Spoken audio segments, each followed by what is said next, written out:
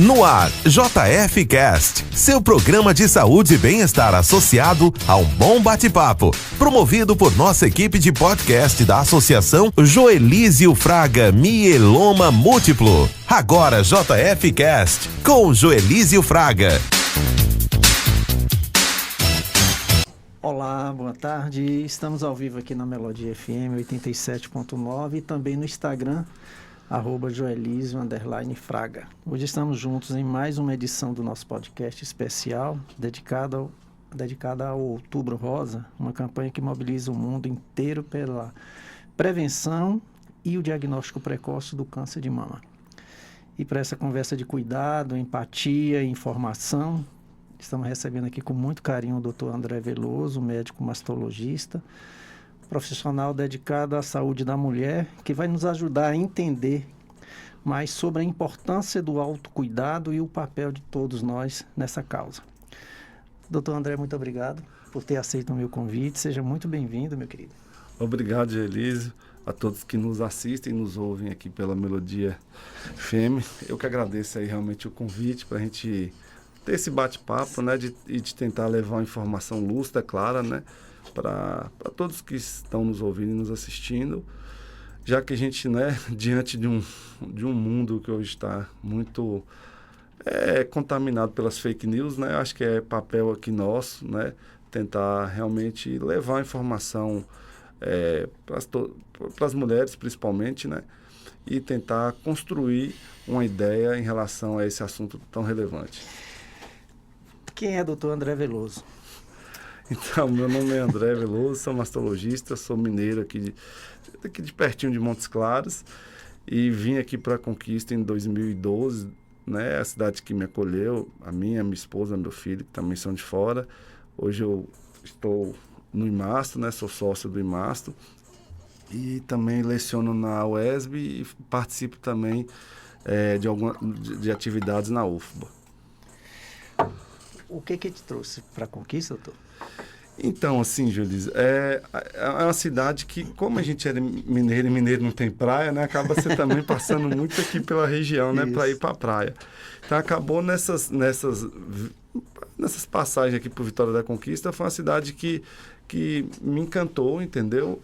Uma cidade pujante, o clima aqui é completamente diferente de Montes Claros, que é muito quente, né? Muito diferente, então, assim, me atraiu e aqui, igual a gente estava conversando nos bastidores, né? Aqui realmente foi uma cidade que realmente me acolheu, que me abriu as portas para mim. Eu tive oportunidades aqui que, com toda certeza, eu não teria na minha cidade natal. Então, eu sou muito grato aqui à Vitória da Conquista por esse acolhimento, pelas oportunidades, tanto a mim quanto a minha família.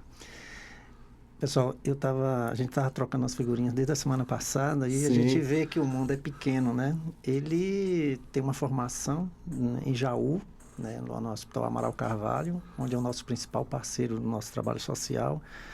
E eu fiquei muito feliz porque conquista ter um profissional dessa qualidade e também com o preparo humano que o hospital, né, prepara o profissional, e nós estamos aqui com um médico aqui em Conquista, com fruto do Amaral Carvalho. Isso me deixou muito feliz. E eu também quero te dar os parabéns, né, pela questão da ONG, né, pela iniciativa, e a gente sabe que a gente conversando nessa questão que a ONG hoje tem o Amaral como parceiro, né? O Amaral tem vocês como parceiro, Amaral Carvalho. Então, esse é um selo de qualidade, aquilo que eu te falei, né? Com toda certeza é uma ONG séria, é uma ONG que respeita o paciente, que a humanidade vem acima de tudo, entendeu?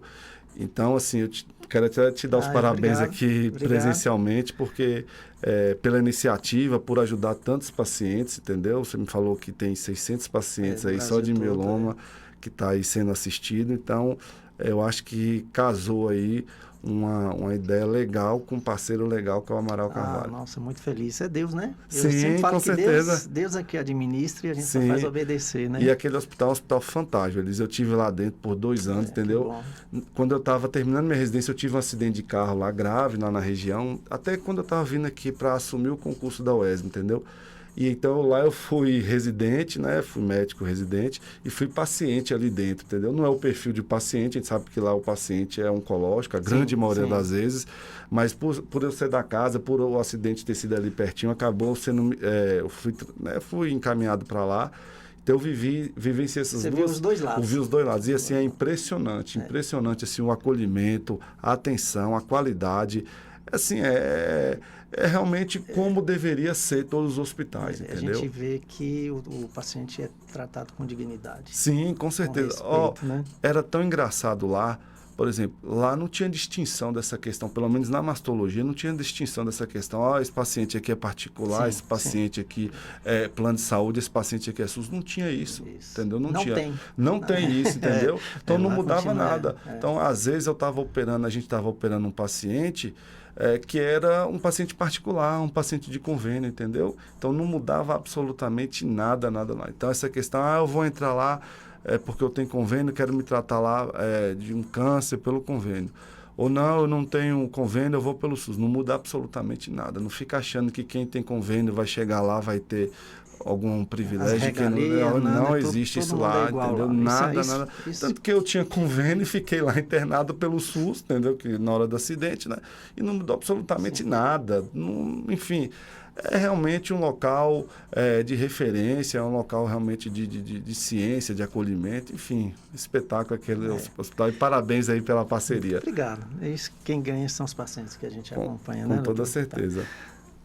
Doutor André, o que representou o Outubro Rosa para o senhor como médico e cidadão? Então, assim, a questão do Outubro Rosa, acho que foi o primeiro dessa questão dos meses, né, das cores dos meses e tal. Então, acho que começou primeiro com o Outubro Rosa, acho que depois veio o Novembro Azul, enfim. Eu achei fantástico a ideia, entendeu? Porque eles muitas vezes, por exemplo, em relação à mastologia, muitos pacientes até hoje, às vezes, não sabem que existe a especialidade, a mastologia, entendeu? Então, às vezes, o desconhecimento atrapalha nisso daí. Então, o Outubro Rosa veio trazer essa questão da importância da mastologia na condução dos casos do câncer de mama. Lógico que também a principal a função do Outubro Rosa é alertar a questão do câncer de mama, mas, em paralelo, também trouxe essa informação da existência dessa especialidade, entendeu? Que é a principal na condução desses casos do câncer de mama. Pelo menos inicialmente. Sim. Então, inicialmente, acaba sendo a especialidade principal para conduzir os casos de câncer de mama. Obviamente, a gente não conduz sozinho e sempre a gente precisa de braços para carregar essa paciente. E, obviamente, depois, todas as outras especialidades, à medida que a roda vai girando, que a paciente vai iniciando o tratamento, todas as especialidades são de extrema importância no objetivo desse atendimento multidisciplinar. Pois é.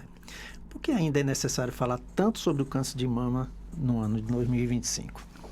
Então, acaba que o câncer de mama, a gente tem esse mês dedicado ao câncer de mama, Outubro Rosa. Eu sempre explico para as pacientes, nessas palestras também que a gente participa, que é a questão dos números. Então, assim, por ser uma doença muito prevalente, muito comum, certo? No Brasil, a gente tem aí mais ou menos, arredondando, 73 mil novos casos todo ano. Então, todo ano no Brasil surge 73 mil novos casos de câncer.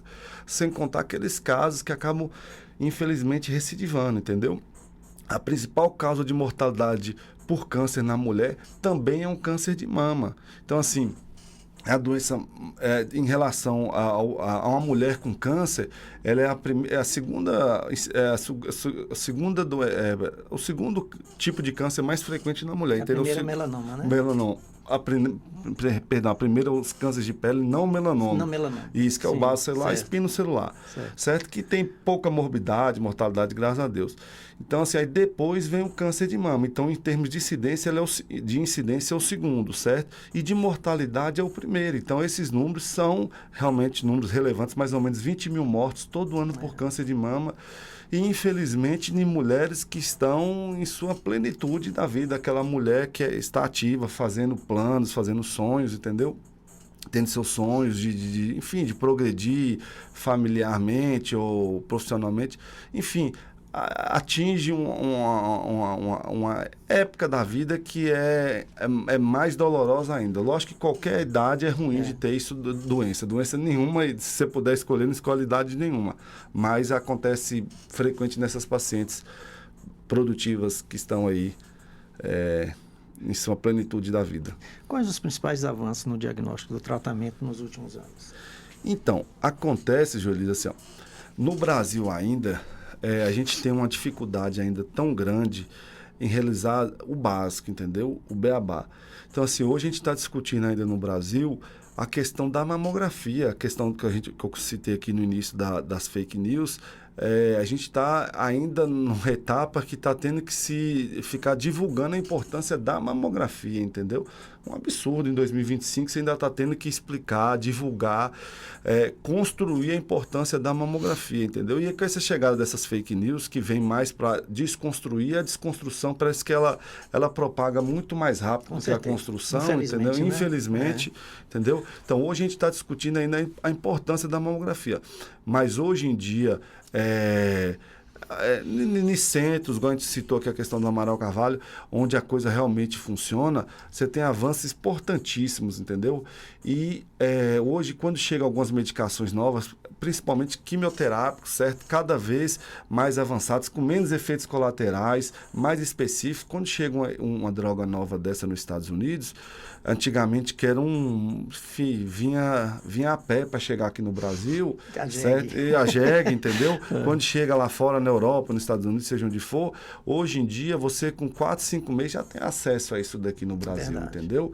Então, facilita demais, porque chegou um avanço fora do país, nesses grandes hospitais que a gente citou, Amaral Carvalho, Barretos, enfim, esses medicamentos com 3, 4, 5 meses chega também para o paciente do SUS, entendeu? Porque, de novo, não fica achando que, não, eu tenho convênio, eu vou ter acesso a determinados medicamentos que os outros não vão ter. Acontece, lógico que acontece, mas ainda em grandes centros, grandes hospitais, isso daí praticamente não existe mais. E como o estilo de vida, doutor, pode influenciar na prevenção da doença? Então, a gente sabe que a questão da alimentação saudável, da prática de atividade física, não fumar, não beber, isso diminui cerca de 30% o risco da mulher ter câncer de mama.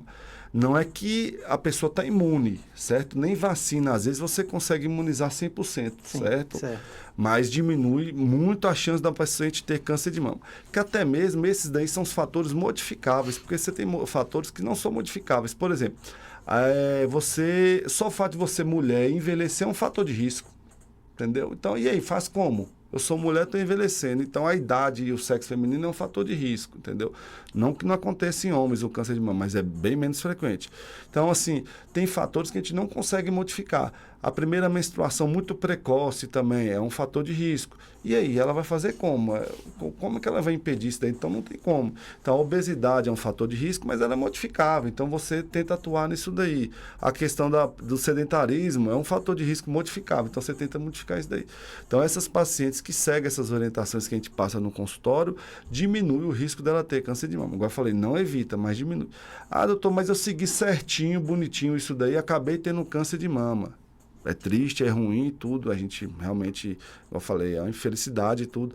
Mas as pesquisas viram que mesmo nessas pacientes que têm um hábito de vida saudável, pratica atividade física, não bebe, não fuma, quando ela tem um câncer de mama, geralmente esses cânceres são menos agressivos do que daquelas pacientes que é o oposto disso que eu citei. Certo. Teve uma pergunta de uma paciente até de mieloma no grupo. A vacina do HPV previne? Sim. Tanto que está disponível aí hoje, né? Até no sistema público de saúde, que é um absurdo ainda em 2025 você ter pacientes que realmente venham a falecer por conta do HPV, do câncer do colo do útero, tem na vacina aí, certo? Então, assim, eu sou meio pró-vacina, entendeu? Você pegar o cartão de vacina do meu filho, completinho, entendeu?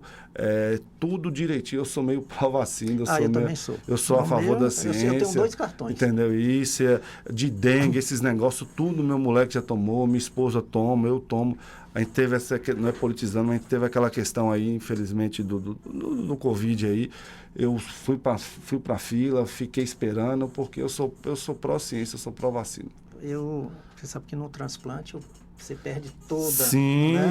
Imunidade, tudo. Você faz toda a memória medular. Sim. Eu tive que tomar todas as vacinas novamente, que tomei né? novamente. Então, E é de suma importância, né? Meu cartão são 2. São 2 cartões, um antes e um depois, né? Tô lotado, cheinho, né? Você vê, é tão importante que nisso que você falou, no paciente transplantado, entendeu? Eles levam isso daí à risca, é um rigor tremendo isso daí, entendeu? Eu queria que o senhor me ajudasse a orientar o pessoal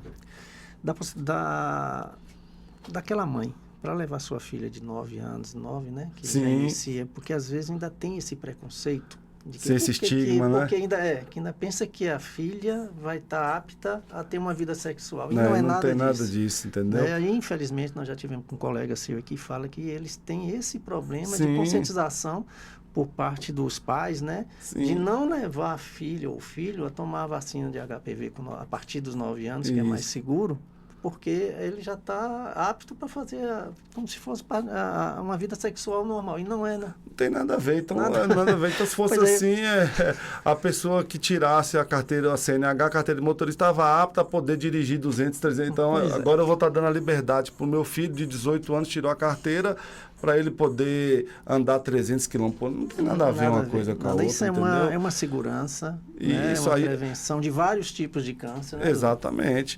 Pelo contrário, você está dando liberdade para ele para ter uma vida segura, entendeu? Para ele ter uma liberdade, para ele conseguir se envolver e crescer na vida, seja no exemplo da vacina, seja no exemplo da CNH que eu citei. Pois é. Vamos lá, porque eu tenho coisa aqui para 2 podcasts. O uso de anticoncepcional ou reposição hormonal aumenta o risco? Sim. Tem algumas pacientes que está proibida, seja o uso de anticoncepcional, seja o uso de terapia de reposição hormonal. Que é aquelas pacientes que já tiveram câncer de mama ou que estão com câncer de mama. Essas pacientes aí está contraindicado, a gente não prescreve de forma alguma. Mas aí faz como? A paciente que tem ainda a possibilidade de engravidar, certo? Que teve um câncer de mama ou que está com câncer de mama, geralmente nessas pacientes a gente prescreve para a questão de evitar engravidar, certo? A questão do DIU de cobre, certo? O DIU não hormonal. E para aquelas pacientes que têm muitos sintomas de menopausa, certo? Que não pode usar realmente a medicação, que é isso, aquelas pacientes que já tiveram câncer de mama ou que estão com câncer de mama. Muitas vezes a gente prescreve algumas medicações para atenuar os sintomas. Então, muitas vezes a gente prescreve alguns antidepressivos, entendeu? Para tentar atenuar aqueles sintomas de calorões, né? Que a gente chama de fogacho. Às vezes a mulher tem muito ressecamento vaginal, então a gente prescreve alguns lubrificantes à base de água, entendeu? Sim. Não é o ideal, certo? Tá para chegar, em relação aos fogachos, está para chegar ano que vem uma medicação americana que vai melhorar bem isso daí, entendeu? O ideal era repor o hormônio para essa paciente. O carro acabou a gasolina, era para repor e abastecer com gasolina. Mas não pode. O paciente que já teve câncer de mama ou está com câncer de mama não pode usar nem anticoncepcional, nem terapia de reposição hormonal. E aí a gente tenta chegar ali em alguma alternativa para tentar atenuar, minimizar isso daí. Eu vou tirar só um minutinho aqui, só para mandar um abraço para um meu amigo, João Ari. Ele é um paciente de mieloma, dentista, e que está internado, né? Cuidando dos dentes, né? Por incrível que pareça, ele teve um problema no dentário, com questão de maxilar, mas toma aí, viu, João? Na torcida por você, um grande abraço. Um abraço, querido, viu? Deus lhe proteja. Como é que o histórico familiar e genérico interfere na prevenção? Então, assim, a gente sabe que a maioria do câncer de mama, a gente chama ele de esporádico. O que é isso? Não tem muitos casos na família. Então, aquela paciente é a primeira caso ou o segundo caso na família. E aí surge um novo caso da família daqui 60, 70, 80 anos, ou na terceira, quarta geração. Esse daí é o caso esporádico, que é em torno de 90% dos casos. Aí tem o caso genético, que a gente chama, que é esse hereditário, certo? Que são 10% dos casos, que é o caso que ficou mais assim, que veio mais a A chamar a atenção disso daí foi o caso de Angelina Jolie, onde a avó teve, depois a tia, depois a mãe, tudo, ela tomou realmente uma atitude. Esses casos que a gente aventa a possibilidade de ser genético, certo? Que tem vários casos na família, ele não pode ser tratado, ele não pode ser rastreado de maneira igual às pacientes que a gente considera esporádicas. Então, aquelas pacientes de alto risco, que seriam essas pacientes que têm essa questão hereditária, essa questão genética, a gente começa o rastreamento do câncer de mama diferente daquelas pacientes de baixo risco. Então, a paciente que a mãe teve câncer de mama, depois a sobrinha teve, uma tia teve, a gente pede uma avaliação genética para essa paciente para ver se identifica algum gene mutado ou não, que é esse caso de Angelina Jolie. E a gente começa nessa paciente realizar mamografia e ressonância de mama bem precoce, a partir dos 30 anos de idade. Então, essas pacientes de alto risco, a gente lança a mão da ressonância, além da mamografia, a partir dos 30 anos de idade. Já a vizinha dela, por exemplo, que seja que a gente considera uma paciente de baixo risco, não. Ela começa a mamografia todo ano a partir dos 40 anos de idade. Então, nessa paciente de alto risco, se antecipa em torno de 10 anos a mamografia e acrescenta a ressonância. E na vizinha dela, que se for de baixo risco, por exemplo, começa só a mamografia a partir dos 40 anos. Que frequência? Todo ano. Tanto nas né? pacientes de alto risco como nas pacientes de baixo risco, a gente começa a mamografia de forma anual. Todo ano se realiza. Lembrando que nas de alto risco, também a gente incrementa a ressonância também anualmente. Pronto. Então, existe a idade ideal para começar o rastreamento? Sim, de uma maneira geral, 40 anos de idade. Para as pacientes de baixo risco, que é a grande maioria da população. Certo. O autoexame ainda é recomendado? Como fazer ele de forma correta? Então, é assim, ó, no mundo perfeito, certo, a gente não estaria nem discutindo muito essa questão do autoexame. A gente colocaria a questão do autoexame na questão do autoconhecimento, certo? Por quê? Que nesse mundo perfeito as pacientes estariam fazendo mamografia todo ano a partir dos 40 anos e a de alto risco todo ano a partir dos 30 anos junto com a ressonância. Mas, infelizmente, os dados do Brasil em relação à mamografia são terríveis, é péssimo, é até vergonhoso. Esses dados a gente começou a ter um acesso maior a eles na época da pandemia e tudo se justificava a questão da pandemia, do isolamento e tal. E passou a pandemia, era esperado que esses dados melhorassem e parece que esses dados piorou. Parece não, esses dados pioraram. Então, a Organização Mundial de Saúde recomenda, pelas diretrizes dela, que os pacientes de 50 a 79 anos, de 50 a 69 anos, realizam mamografia bienal. Então, mamografia bienal a cada 2 anos, de 50 a 69 anos, certo? E a OMS recomenda que 70% da população deveria realizar a mamografia. Então, mamografia de 50 a 69 anos, a cada 2 anos, e 70% da população deveria realizar, das mulheres, né? No Brasil, esse número não chega a 25%. A média é 25%. Tem estado que esse número não chega a 6%. E olha que eu estou falando mamografia a cada 2 anos, de 50 a 69 anos. Que se for pegar o que a gente está falando aqui com você, que é o que a Sociedade Brasileira recomenda e o SUS agora passou a utilizar, que é a mamografia a partir dos 40 anos, esse número ia ser pior ainda, ia ser mais desastroso ainda. Então, era para atingir 70% no Brasil, a média é em torno de 24%, 25%, entendeu? Então, é terrível. Então, numa situação dessa, numa realidade dessa, aí o autoexame tem importância, porque já não faz a mamografia, ainda não fazer o autoexame, aí é terrível, entendeu? Quais sinais de alerta a mulher deve observar no corpo? Então, o ideal era aquilo que eu falei aqui. No mundo ideal, como é que era para ser no mundo ideal? A paciente era para chegar, fazer uma mamografia, descobrir uma lesão que ela não percebia nada. Essa alteração só ia ser identificada na mamografia, certo? E você ia lá fazer uma biópsia e vinha câncer de mama. A gente encontra ainda pacientes assim. A paciente toma até um susto. Fala, doutor, eu vim aqui, não sinto nada, não percebo nada, saio daqui com diagnóstico com câncer de mama.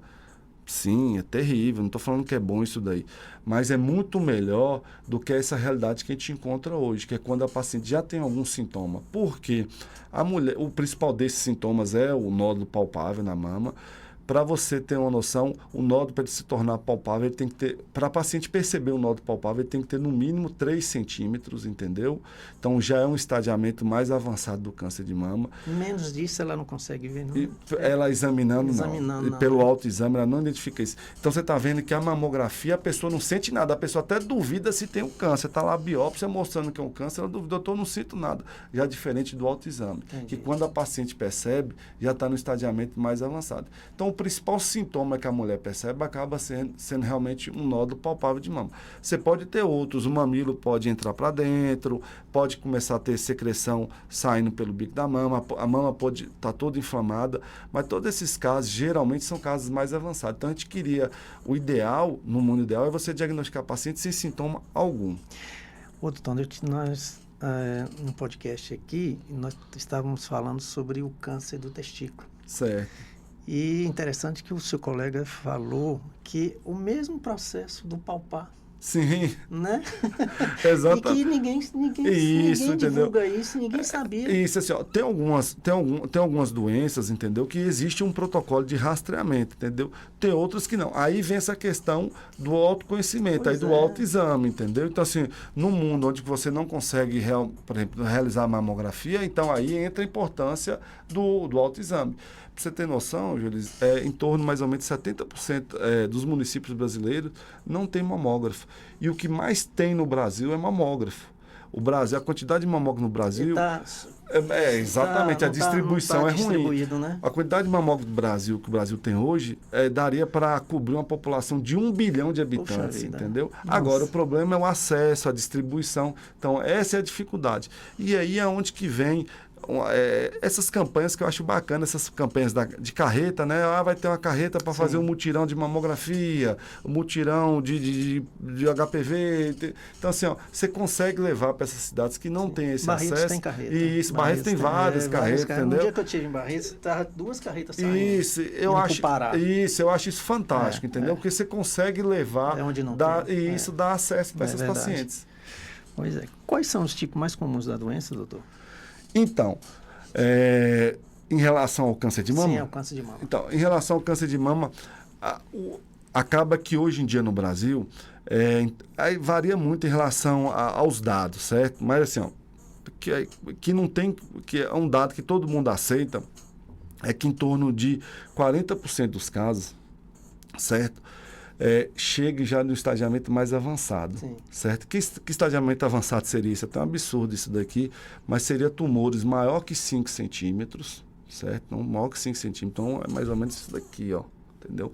E já com doença metastática. Então, assim, é aquilo que eu falei, no mundo ideal, esses casos era para ser minoria, entendeu? Então, você ter 40% dos casos, entendeu? O paciente que já chega com uma lesão maior que 5 centímetros, palpável na mama, e já com doença metastática para pulmão, para coluna, para fígado, é um cenário terrível, entendeu? Então, eu acho que essa acho que a principal função do Outubro Rosa é justamente isso daqui, a gente tentar levar o conhecimento e a informação. Porque quando você pega uma paciente dessa que chega já com doença espalhada no corpo, ou com uma lesão tão grande assim, na minha opinião, toda a sociedade falhou com ela, entendeu, Júlio? Todo mundo. Não quero apontar culpados, entendeu? Entendi. Mas eu acho que no dia que você falecer, se chegar no céu, eu acho que infelizmente você vai perder alguns pontinhos por conta disso daí. Mas eu não tenho culpa nenhuma, minha amiga, a sociedade falhou como um todo com essa paciente. Minha opinião. Agora observa bem, o Outubro Rosa, que é uma campanha de conscientização, é a mais famosa. Sim, né? Sim. Tem toda essa problemática, imagine os outros. Não, com certeza, com certeza. Imagina o do não, aí, meu amigo, né? Aí... Olha para você ver como é complexo. Meu amigo, para você conscientizar, como eu falei, está em 2025, a gente está tendo que conscientizar sobre vacina, sobre mamografia. Imagina para essas questões que às vezes não são tão divulgadas entendeu? Então, aí é para você ver como é que é o Outubro Rosa. Imagine para o mieloma, que é o Márcio Borgonha, né? Sim. ninguém conhece mieloma. Não, com certeza. Entendeu? Então, imagine, se está difícil para quem tem o... Para quem é mais conhecido, para quem é mais divulgado, né? entendeu? Uma divulgação mais Para ampla. quem o diagnóstico é mais fácil, imagina para as doenças que não são assim, que é menos incidente, que é mais difícil de diagnóstico, entendeu? Muitas vezes, exatamente, muitas vezes o desconhecimento existe também até na classe médica, entendeu? Então é importante levar isso daí. Eu pego o colega que eu já tive que conversar, que era contra a mamografia, que era contra a vacina. Deixa eu falar que depois você encosta só um pouquinho para cá. Aí. Porque tá saindo um vídeo ali. Então, a gente tem essa função de não somente informar a população de uma maneira geral, mas também da classe médica, entendeu? De levar informação. Hoje a informação chega mais fácil, infelizmente algumas vezes informação inverídica, entendeu?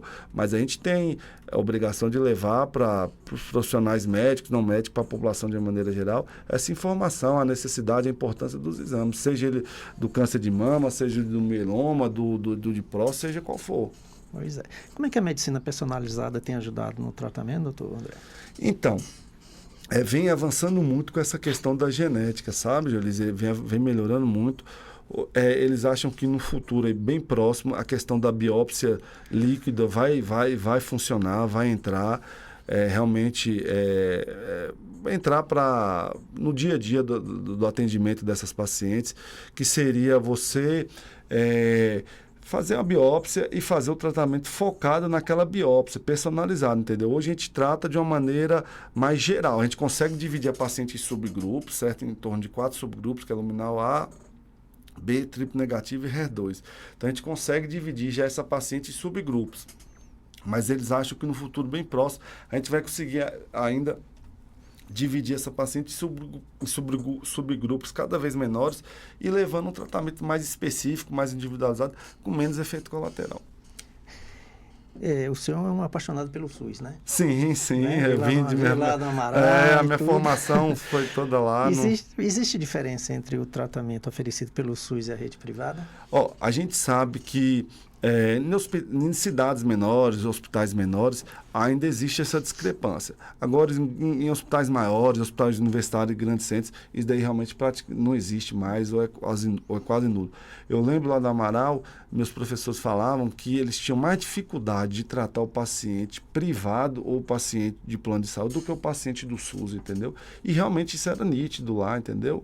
Então, você pedia o PET, a gente pedia PET lá, que chegou aqui em Conquista recentemente, PET lá, o paciente do SUS fazia com maior facilidade. Eu vi lá o setor do isso, PET entendeu? Lá. Então, você esqueci, você tem prova viva disso daí. Isso foi em 2011, entendeu? A gente pedia o PET lá, tranquilamente o paciente fazia, não tinha dificuldade nenhuma. Então, nesses centros maiores, grandes centros, hospitais universitários, hospitais focados em câncer, eu te dou certeza que isso daí não existe. Ou, se tiver, é mais favorável para o paciente do SUS do que do paciente não SUS. Entendi. Nós temos paciente aqui de plano de saúde, tratando o mieloma, que tem plano de saúde e que hoje escolheu o SUS para se tratar, né? É exatamente isso que eu falei, que às vezes o plano de saúde nega, não libera, você tem que judicializar essa dificuldade toda. E às vezes no SUS já tem aquele protocolo, entendeu? Que o paciente entra e já no outro dia já começa a fazer. Essa paciente, doutor, ela liberou, ela fez o transplante lá em Salvador. Depois que veio para cá e estava nos 100 dias, né? Que você fica lá de molho, né? Molho. Diria assim. Aí saiu a liberação do plano. Ela já tinha feito o transplante. Já tinha feito tudo. É isso que eu estou falando. Assim, a realidade que eu vivenciei lá era justamente essa, meu amigo. Se tivesse alguma dificuldade, era mais para o paciente não SUS do que do paciente SUS. Pois é. O que mudou nos tratamentos em relação aos efeitos colaterais e à qualidade de vida? Então, hoje, com esses imunobiológicos, né, o tratamento acaba sendo mais específico, menos efeito colateral. Porque tudo evolui, né, Júlio? Hoje eu vou lançar hoje um celular que não vai entrar na internet, não vai ter WhatsApp, não vai tirar foto. Então não pega, não tem como. Então hoje, as medicações que vêm sendo lançadas hoje em dia são cada vez mais específicas, menos efeito colateral. A questão por exemplo, em relação ao câncer de mama. da quimioterapia, que enfim, é um trauma para o paciente, a questão da queda de cabelo. Hoje você tem aquelas toucas de resfriamento, né, que diminui bastante a questão da queda capilar, né, da alopécia. Então, às vezes, se você pega o paciente que se até tá fazendo a quimioterapia toda, me dá um papelzinho, deixa aí que você acredita na hora que você vê lá o papelzinho que está anotado, as sessões e tal. Quando você examina o paciente que vê que realmente a lesão reduziu e tudo. Porque, assim, cada vez, graças a Deus, cada dia que passa, você tem menos medicamentos com menos efeitos colaterais, enfim, que não interfere tanto no dia a dia do paciente. A questão do catéter, né? Hoje em dia, os pacientes que vão fazer quimioterapia conseguem colocar o catéter, então a infusão da quimioterapia não judia, não machuca tanto o paciente em questão ao acesso, né? Ao acesso venoso, ao acesso da veia para infundir a medicação. Em relação à cirurgia, aí também avançou bastante, porque hoje em dia cada vez tratamentos menos mutiladores, menos invasivos, a gente consegue dar alta ao paciente muitas vezes no mesmo dia. Tem alguns casos que você consegue até tratar esse câncer de mama, ainda não está isso ainda não é protocolo, mas no futuro bem próximo vai ser. Você consegue tratar esse câncer de mama no consultório, fazendo um procedimento que chama mamotomia, que é como se fosse uma biópsia, onde que você consegue retirar maior quantidade de fragmentos, maior quantidade de tecidos, entendeu? E também a gente tem a questão da reconstrução de mama, que hoje também o paciente tem acesso, que é outro trauma para o paciente realmente ficar sem a mama. Agora, lógico que a gente fala isso daqui, de novo, para aquelas pacientes que consegue o diagnóstico precoce, certo? Que esse é o objetivo do câncer de mama. Se tiver que ter, infelizmente, né, ninguém quer ter isso, aqui que eu já falei aqui algumas vezes, mas que você descubra ele de uma forma precoce, porque aí, muitas vezes, esse paciente nem quimioterapia faz, entendeu? Você descobre tão inicial que nem quimioterapia faz. Não precisa, né? Isso, não precisa, você faz ali uma cirurgia minimamente invasiva, certo? Esse paciente geralmente faz uma radioterapia e segue a vida dele normalmente. Como é que é o acompanhamento após o término do tratamento? Então, esses pacientes que já terminaram todo o tratamento, então fez a cirurgia, a quimioterapia, a radioterapia, primeiro, esses pacientes eles sempre tem que acompanhar, sempre tem que ser acompanhado por uma assistência multidisciplinar, que é aquilo que eu falei.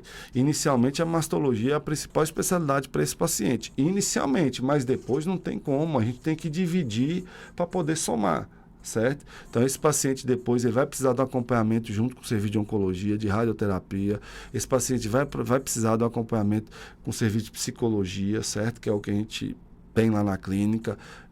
Todo paciente a gente encaminha para isso, com a equipe da fisioterapia, com a equipe da terapia ocupacional. Muitas vezes esse paciente precisa de assistência jurídica, certo? Então, assim, é muito braço para carregar esse paciente. Aí esse paciente terminou essa fase da cirurgia, da quimioterapia, da radioterapia, a gente acompanha esse paciente inicialmente durante 6 meses, nos primeiros 5 anos, depois anualmente. E sempre realizando mamografia. Como ele já teve câncer de mama, a gente também lança a mão da ressonância e do ultrassom. Onde é que encontra o doutor André Veloso? Então, hoje eu estou lá na UESB, eu atendo lá no ambulatório da UESB dos SEUS, e também fico lá no IMASTO, certo? Que é o consultório da gente no serviço privado, no plano de saúde. Pronto, então eu vou deixar a descrição no Instagram, depois o contato do doutor, viu? Que para você fazer aquele check-up é necessário, né? Sim, a gente espera vocês e está à disposição sempre. O impacto do diagnóstico é enorme. Como é que o senhor orienta pacientes e familiares a lidarem com o medo?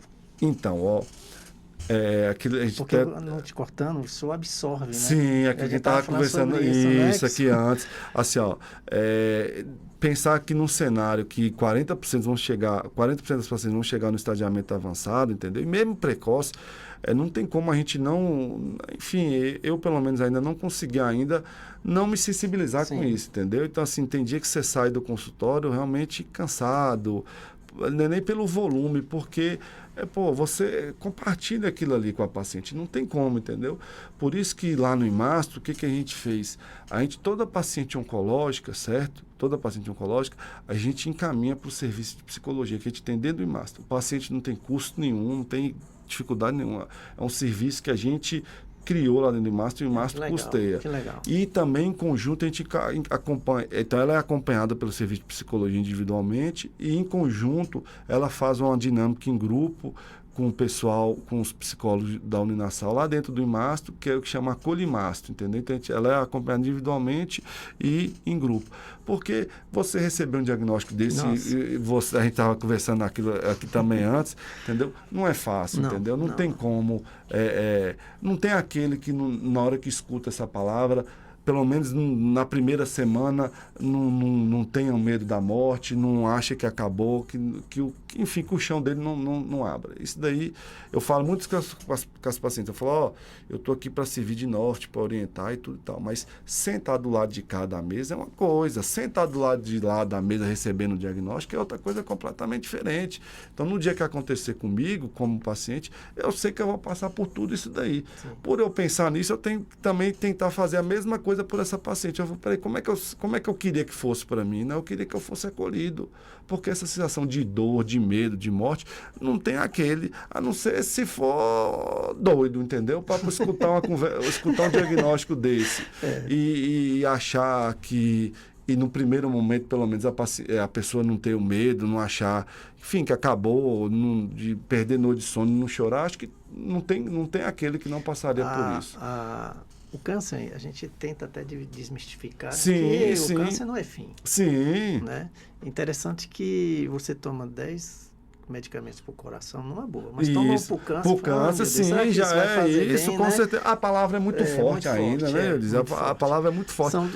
Por isso que é necessária essa rede de apoio, entendeu? Sim. Por isso que é importante. Por quê? Porque é muito forte. Acho que, enfim, você falou, do coração a pessoa escuta o diagnóstico, sai dali, passa na padaria, vai ser... Do câncer, ela sai dali, sai até desnorteada, tadinha, entendeu? Não sei nem onde é que eu tô, eu vou para onde que eu tenho que fazer, entendeu? Chama alguém para vir buscar. A gente já teve vários casos assim, entendeu? Agora, lembrando que a gente entende isso daí. Agora, graças a Deus, a grande maioria das pacientes tratadas por câncer de mama vem a falecer de coração, de diabetes, câncer, acidente de carro, avião, e do câncer, graças a Deus, não. Porque senão também não teria como, eu pelo menos, estar atuando na especialidade dessa. Onde que a maioria das pacientes viesse a falecer, entendeu? Eu com certeza não teria escolhido isso para trabalhar, de forma alguma. Quando os pacientes nos procuram, a primeira coisa que a gente vai cuidar é da cabeça. Sim. A cabeça mata e a cabeça cura. Sim, com certeza. Né? Então, é geral, não é só para o câncer de mama, acho que o trabalho do psicólogo nesse momento é fundamental, com certeza. Sim, não tem como andar sozinho. Não, de jeito nenhum. Isso a gente encontrava lá na Amaral, entendeu? Esse apoio para os pacientes tinha lá, assim, e era multidisciplinar. Então, o paciente oncológico, certo? Com todo o estigma que a doença carrega, certo? E que acaba que, infelizmente, alguns pacientes a coisa não dá certo, o paciente vem a falecer. A gente usa esses casos como uma referência, mas não é. Os pacientes que vêm a falecer de câncer de mama é mínimo. Ainda mais quem faz tudo certinho, a mamografia e tudo, não evita o câncer, não está imune, mas descobre cedo. Então, achando esse paciente vir falecer pelo câncer, é pequeno, é bem menor. Mas a gente sabe que a palavra câncer ainda tem esse estigma. Sim. Então, assim, se você não tiver esse suporte, esse apoio dessa equipe multidisciplinar, todo mundo fica desassistido, inclusive o médico. Eu sempre falo que todo mundo quer ir para o céu, mas não quer morrer, né? Sim. Né? Quer pular essa etapa, né? Pois é. Quer pular essa etapa. Acho que um outro parceiro para esse paciente e para o médico é a família, né, doutor? Sim. Qual o papel da família e dos amigos nesse processo? Não, é de fundamental importância, entendeu? Tanto que essa dinâmica em grupo que a gente realiza lá no Imastro, a gente chama isso daí, entendeu? Não são só as pacientes que já tiveram ou que estão com câncer de mama, não funciona assim. A gente pede justamente isso, para ir um amigo, ir um vizinho, ir a irmã, enfim, quem essa paciente está usando como suporte, como referência, entendeu? Como que está dando a mão para essa paciente. O que quer não, você andar, o caminhar da vida dando a mão é mais fácil do que, do que caminhar sozinho. Então, você caminhar tendo suporte, tendo ali alguém para te dar a mão, facilita. Então, a família, nesse momento, é de suma importância. E é impressionante, assim, aquelas casos que você vê que a paciente tem uma rede de apoio, é completamente diferente daqueles casos que não tem, entendeu? Às vezes a gente pega casos do diagnóstico, a gente já pegou alguns casos assim, aí às vezes faz a situação ficar mais dramática ainda, do marido largar, separar, a família distanciar. É extremamente triste, entendeu? Num momento desse, que é onde você mais precisa de apoio, você ainda você está ali fragilidade em todos os aspectos, né? ainda você se deparar com uma situação dessa, eu acho que é até desumano. Isso acho não, com certeza é desumano a situação dessa daí. Tem uma história que isso me marcou muito. Há uns 30 anos atrás, eu estava em um hotel em Salvador e na sala de TV tinha uma senhora e ela estava bem tristinha, né? Eu comecei a puxar papo com ela e ela falou que ela estava com câncer. Tinha tirado o seio, né? Sim. No Aristídeo Maltese. Sim, lá em Salvador. E que ela estava triste porque o marido falou que ela não queria uma mulher de um peito só. É exatamente isso daí. É um absurdo. Não, é absurdo. Isso só deve ver Sim, muito, a gente vivencia isso, né? Daí, entendeu? Falei, meu Deus do céu, existe isso, né? E assim, aí você escuta um negócio desse, na hora você ferve de raiva de querer ir no pescoço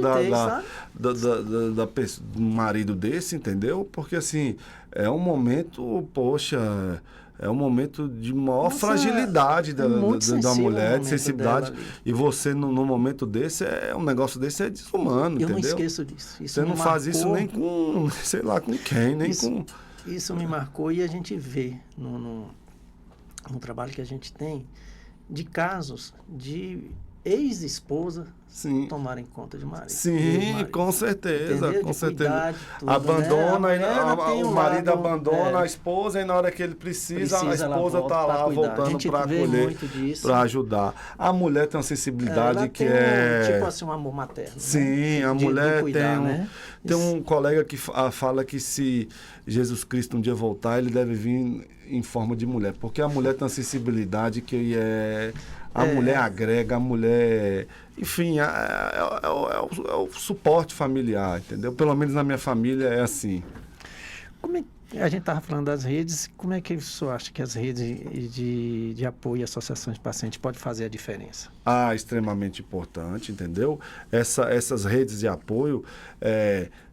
primeiro que traz uma informação verídica, honesta para o paciente. Aquilo que a gente estava brincando aqui. Ali dentro vai ter pessoas que passou por que você está passando. Então, são depoimentos verdadeiros, reais, entendeu?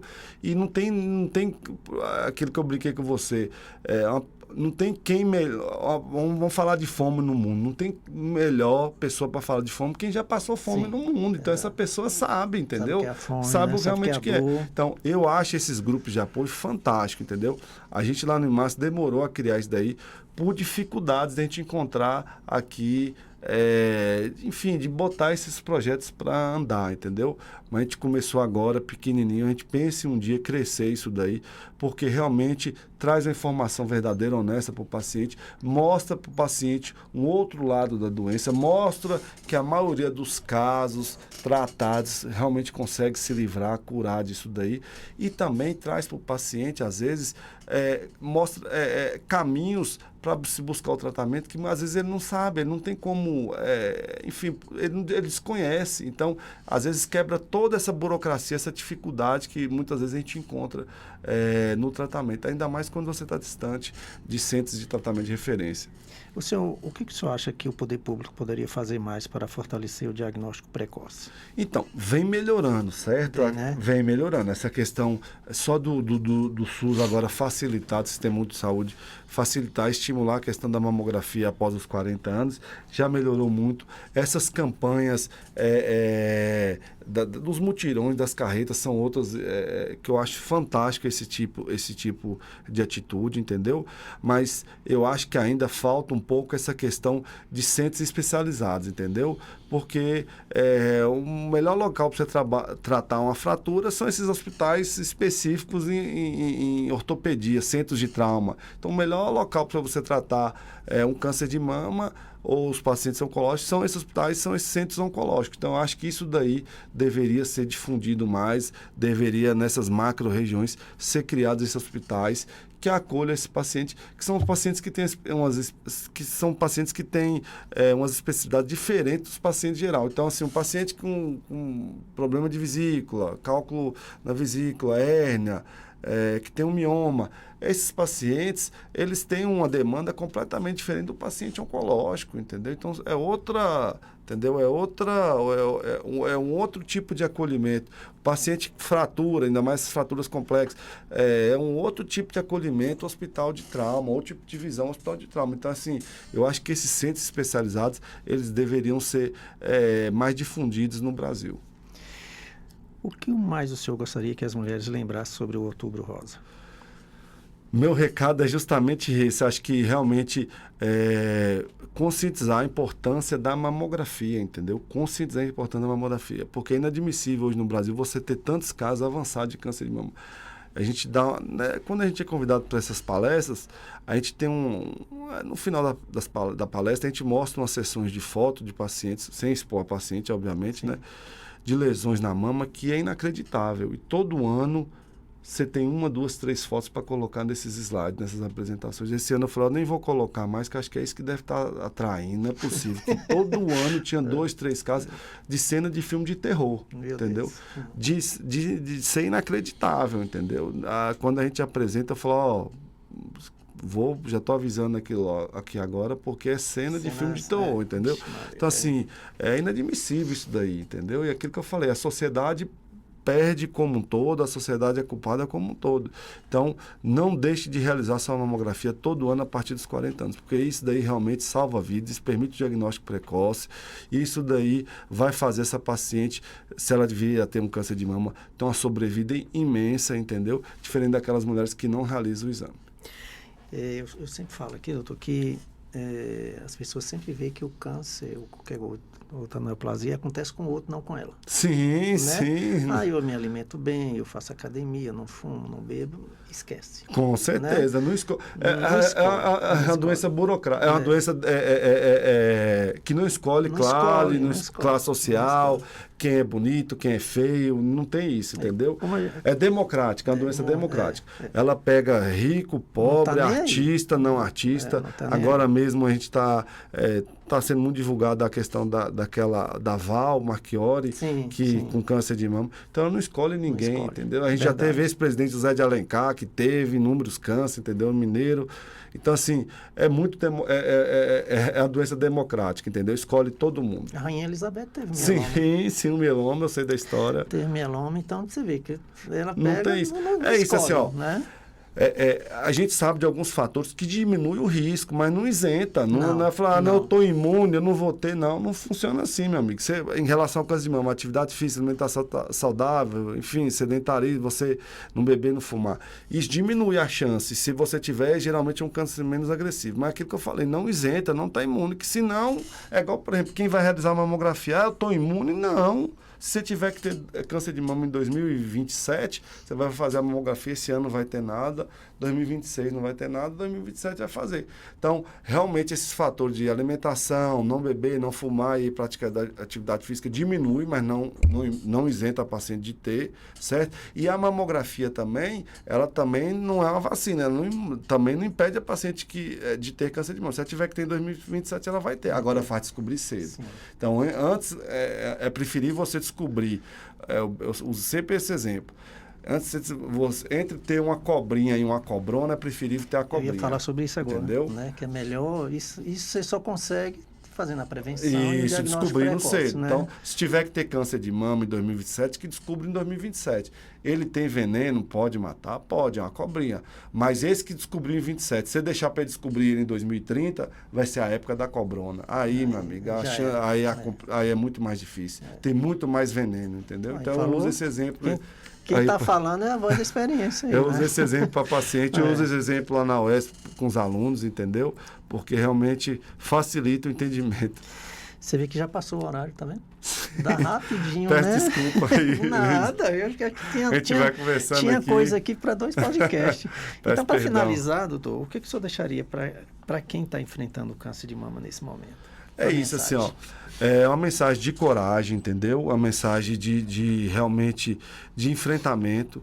Lembrar que não tem um culpado, certo? Que muitas vezes o paciente acha isso. Eu tive um câncer de mama porque eu fui ruim, joguei pedra no cachorro na rua, briguei com o vizinho, xinguei o padre. Não tem nada a ver uma coisa com a outra, não escolhe ninguém. Não é entendeu? Pecado, não é exato, não tem nada a ver isso daí. Outra coisa, não é a sentença de morte. Infelizmente, em alguns casos, vem a falecer disso, mas graças a Deus, a grande maioria das pacientes são tratadas. Então, nada de querer fazer testamentos, pedir da família, nada disso, entendeu? E realmente encarar, buscar o apoio, buscar o tratamento e buscar essas redes de apoio que realmente isso daí são medidas, são situações concretas que a gente tem que facilita muito a vida dessa paciente. Meu querido, eu tenho só que agradecer. Meu amigo, eu que agradeço. Eu que agradeço. Conte com a gente mesmo, lá viu? também sempre, a gente do IMASA, a gente nunca negou esse tipo de atividade, esse tipo né, essas entrevistas, palestras. Toda vez que a gente é convidado, a gente sempre dá um jeito de Formação salva vida. Sim, com certeza. Né?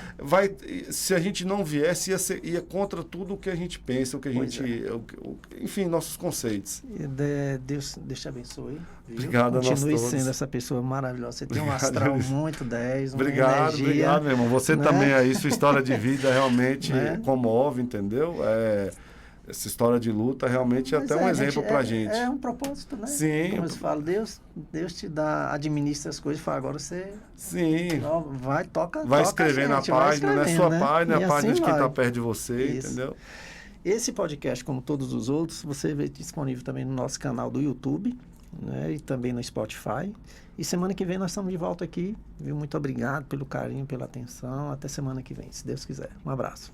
Um abraço, obrigado a todos. Você ouviu o JF Cast, um podcast produzido pela Associação Joelísio Fraga Mieloma Múltiplo. Saiba mais no Instagram, @Joelísio_Fraga. No YouTube, AJFMM.